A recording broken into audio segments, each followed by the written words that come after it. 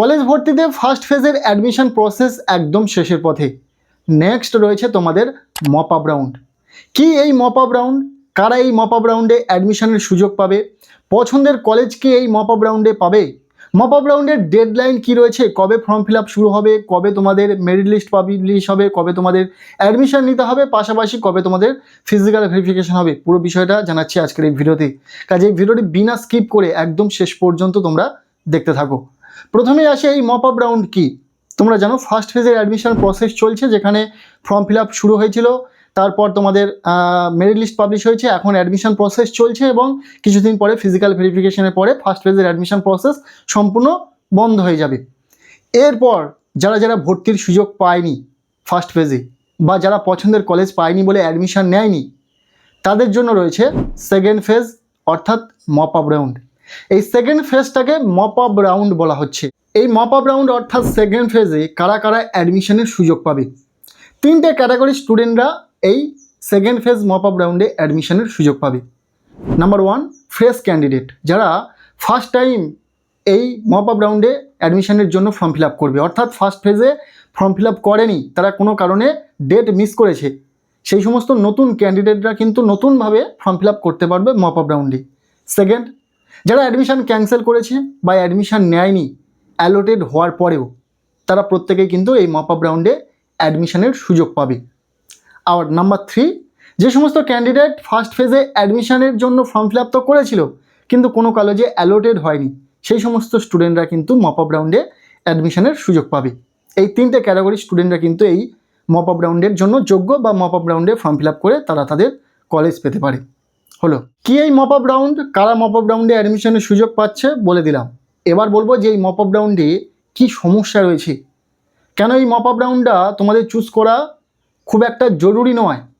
দেখো, তুমি ফার্স্ট ফেজে অ্যাডমিশনের জন্য ফর্ম ফিল আপ করেছো, কিন্তু কলেজ সেই মতো তোমার পছন্দ হয়নি, তুমি চাইছো সেই কলেজে ভর্তি না হতে, তাহলে কিন্তু তুমি ফার্স্ট ফেজ থেকে সম্পূর্ণ বাদ চলে যাচ্ছ।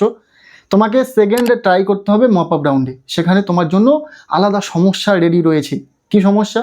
তোমরা জেনে থাকবে ফার্স্ট ফেজে বহুলাংশে ছাত্রছাত্রী, বেশিরভাগ ছাত্রছাত্রীরা কিন্তু তাদের পছন্দের কলেজ পেয়ে গেছে, বা বেশিরভাগ ছাত্রছাত্রীরা কিন্তু এই ফার্স্ট ফেজে অ্যাডমিশন নিয়ে নেবে। অ্যাডমিশন নেওয়ার ফলে কি হবে? প্রতিটা কলেজে কিছু গুটি কয়েক সিট কিন্তু পড়ে থাকবে, যে সিট সংখ্যার ওপর কিন্তু আবারও সেকেন্ড ফেজের মপ আপ রাউন্ড শুরু হবে। হয়তো কোনো কলেজের কোনো একটি সাবজেক্টে 100টা সিট ছিল, এই ফার্স্ট ফেজে 80টা সিট বুক হয়ে গেছে, 80টা সিটে কিন্তু স্টুডেন্ট ভর্তি হয়ে গেছে, বাকি যে 20টা সিট পড়ে থাকবে সেই 20টা সিটের ওপর কিন্তু এই মপ আপ রাউন্ড হবে, অর্থাৎ সিট সংখ্যা একদম কম থাকবে। আর ভালো ভালো কলেজের ক্ষেত্রে কিন্তু সিট সংখ্যা একদম থাকবেই না, বেশ কিছু বিষয়ের ওপর, যে বিষয়গুলোর চাহিদা বেশি, সেই সমস্ত বিষয়ে কিন্তু সিট সংখ্যা একদম নামমাত্র থাকবে।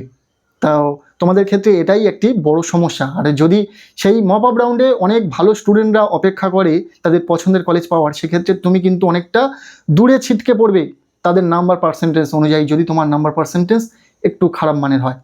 তো মপ আপ রাউন্ডে সমস্যা রয়েছে। মপ আপ রাউন্ডে তুমি যে তোমার পছন্দের কলেজ পেয়ে যাবে এমনটা কিন্তু নয়।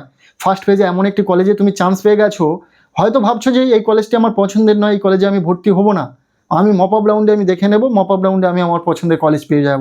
কিন্তু মপ আপ রাউন্ডে এইরকম কিছু সমস্যা রয়েছে যেগুলো তোমাদের ফেস করতে হবে। আর যদি তোমার নাম্বার পার্সেন্টেজ ভালো থাকে তাহলে অনায়াসে তুমি তোমার পছন্দের কলেজ পেতে পারো। 100% পাবে সেটা কেউ বলতে পারবে না, কেন কত স্টুডেন্ট যে মপ আপ রাউন্ডের জন্য অপেক্ষা করছে সেটা কখনোই বলা সম্ভব নয়।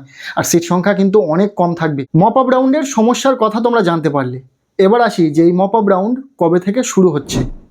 ফার্স্ট ফেজের অ্যাডমিশন কমপ্লিট হয়ে যাচ্ছে জুলাই মাসের 4 তারিখ, ফিজিক্যাল ভেরিফিকেশনের লাস্ট ডেট জুলাই মাসের 4 তারিখ। তারপর যতগুলো কলেজে যতগুলো সিট পড়ে থাকবে সেই প্রত্যেকটা সিট কাউন্ট করা হবে, এবং প্রত্যেকটা সিটের ওপর নির্ভর করে মপ আপ রাউন্ডের যে অ্যাডমিশন প্রসেস স্টার্ট হবে 7 তারিখ, অর্থাৎ জুলাই মাসের 7 তারিখে কিন্তু মপ আপ রাউন্ডের জন্য ফর্ম ফিল আপ শুরু হয়ে যাবে। 7 তারিখ থেকে 16 তারিখের মধ্যে কিন্তু স্টুডেন্টদেরকে ফর্ম ফিল আপ বা রেজিস্ট্রেশন করে নিতে হবে।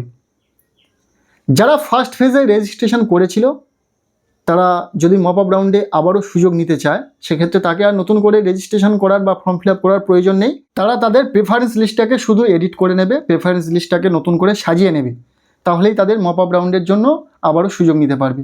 তাকে আর নতুন করে রেজিস্ট্রেশন বা ফর্ম ফিল আপ করতে হবে না।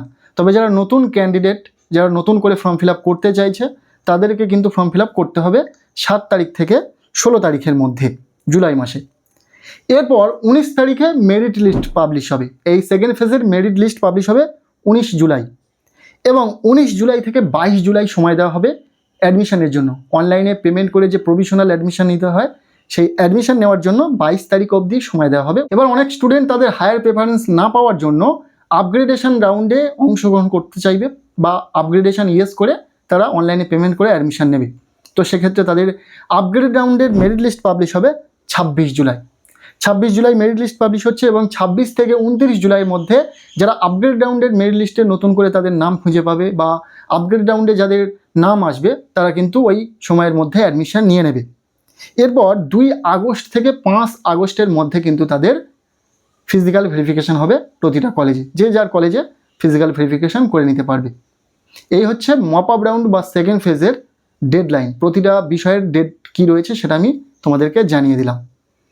মপ আপ রাউন্ড কী, কারা এই মপ আপ রাউন্ডে অংশগ্রহণ করতে পারবে, মপ আপ রাউন্ডের কী সমস্যা রয়েছে, এছাড়াও মপ আপ রাউন্ডের পুরো ডেডলাইনগুলো শেয়ার করে দিলাম।